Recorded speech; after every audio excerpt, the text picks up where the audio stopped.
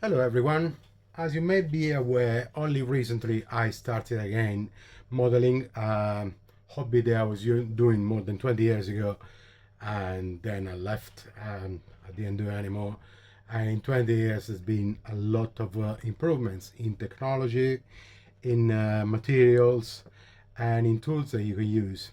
Um, One thing I came across was the GodHand clipper, one side clippers, and before investing in the money to buy them, because as you can see I got these ones that came in a little kit, like a 10 pounds. You get this pair of a cutter, some filer, some tools in general that covers everything. I got these ones from Citadel. They were included in a paint kit from Warhammer 40,000. And then I heard about the GodHand, and to justify the price, these one in UK are about more than £50, depends where you buy them from. I bought them from Amazon because I know there's a lot of fakes around, so I bought them from Amazon for like £58. Now they are 52. To justify such a price, I need to make sure they were worth it. So I made a lot of research and see a lot of videos online, see the reason why they're better than the others. Mostly because as you see, these ones and the Citadel ones, they are double-sided clippers. That means they cut on both sides. They've got blades on both sides. When you go for a GodHand, you have the cutting blade only on one side, while the other side is a flat edge. So I don't know if you can see. One side is a flat edge, the other side is a cutting edge. What this does, when you cut into a piece, a plastic, into a spruce or a runner, however you call it. Let's say you cut with these ones, because they're cutting from both sides, they're giving you a stress mark of where the cut has been happened, and that's the result you get. And that's not even from the cheap ones. The cheap ones, it's gonna be even worse possibly. Let's try again. Try away, same place, a bit further down, double cut, same result. The fly, even like big sound, the flies, the piece flies away, stress mark in the middle. And that means that if you're very close to the item and it's an item that you're not supposed to paint afterwards, like a Gunpla, Gundam piece, you want to have it as perfect as possible without any chance of touching it and fixing it afterwards. So I'm gonna use these ones here. I shouldn't use this one. That's one of the first things I was supposed to tell you. Never use on more than 4 millimeters wide plastic. We're just on the edge, just to show you. Just listen to the sound first. Yeah, that's a sound. That's nothing. You see, there's no stress mark. It's just a comparison. There's a cut from one side, there's a cut from the other side. You say, oh, it's white as well. Yeah, it's white because it's a grey plastic, but it's not a stress mark. It's just a tiny white that just it disappears with a minimal brushing. As you can tell, you see they're already disappearing. The main thing when you use GodHands, because I've seen videos online reviewing them, and just recently I watched a video from Squidmar. I love the guys from Squidmar, but they got sent a pair of GodHands from Japan, and they didn't know really the function, how to use it, which is a shame because I treat their video as gospel and they're experts in the painting, but of course they're not big fan of Gunpla, so they never came across before. GodHand scissors, but even then they recognized they were top quality and they gave a top score.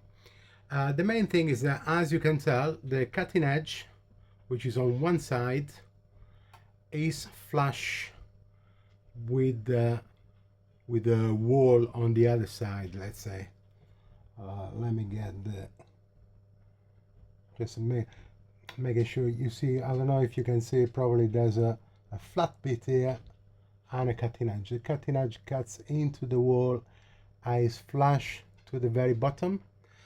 That means that you will have a very flush cut if you were to cut a piece from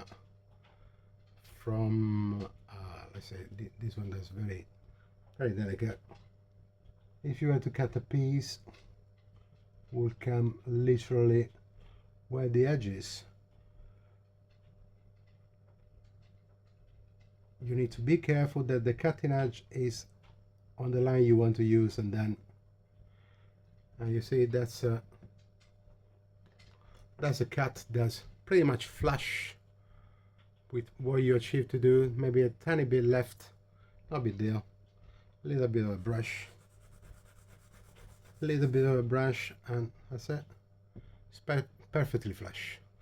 What you can do, you can cut it first and then cut small little pieces. What some people do, for me I think is unnecessary, they cut away the first cut, they cut all the pieces away from the actual line of cut, and then when they have a more manageable area to cut into, they cut closer, and then they refine it. They make it, okay, let's cut it this way, there's a little bit of a dent, let's cut it a tiny bit closer, and then shave off this tiny little bit and get closer and closer and closer. I think is not necessary, because as you see, the result is neat, is perfect. What I think is very important is always use the flat side of the scissors towards the surface of towards the model, not away from the model.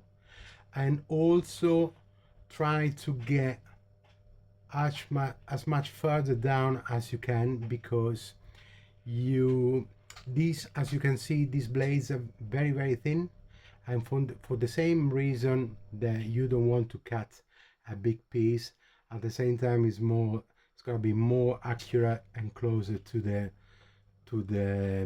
model if you cut at the bottom. Very important, for the same reason, not to ruin the blades.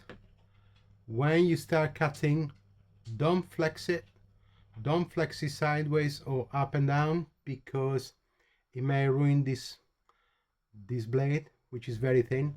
They're looking after this blades a lot. They don't want you to open the scissors too much. You go a stopping point here. They don't want you to close too much, and there's another stopping point here, so you don't exercise too much strength when it's not due. Sometimes you may have a piece that's not very convenient to get into in the direction you want to go. That's not the example here, but let's say I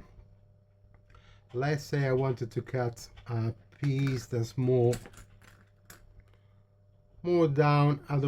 I can still reach, but if I cannot reach, then in the case I will do the other side. But I always try to have the cutters with the blade in this position towards the model, and rotate the model and cut where I need. Another thing to remember, these are for cutting soft plastic.